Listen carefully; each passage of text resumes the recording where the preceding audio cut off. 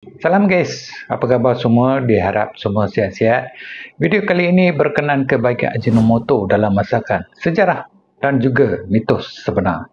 Ramai antara kita kenal Ajinomoto sebagai penyedap rasa, tapi tak semua tahu asal usul dan juga kebaikan sebenarnya.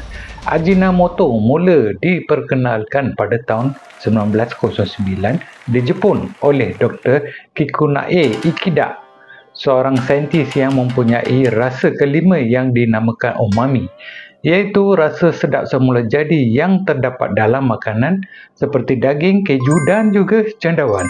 Beliau berjaya mengekstrak bahan utama dari tebu yang dikenali sebagai monosodium glutamate ataupun MSG.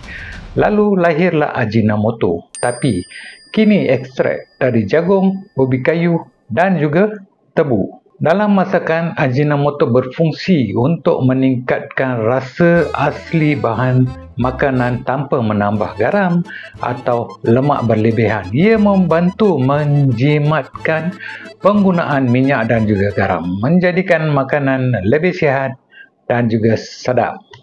Sebab tu Ajinomoto digunakan secara meluas dalam makanan Asia, termasuk di dapur profesional dan juga restoran terkenal seluruh dunia.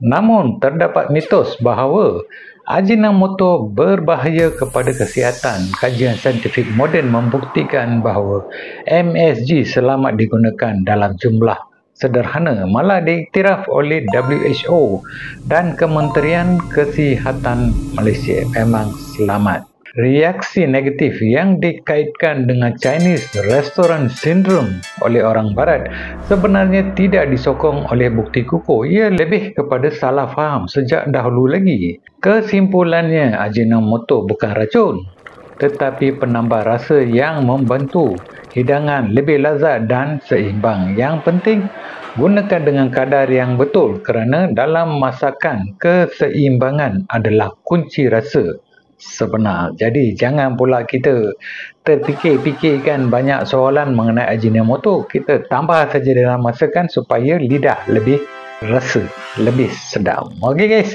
jumpa lagi di video akan datang, dan kalau belum lagi like, share dan juga langgan saluran Viral News Malaysia, sila like, share dan juga langgan Viral News Malaysia untuk dapatkan update video-video yang menarik dan juga bermanfaat.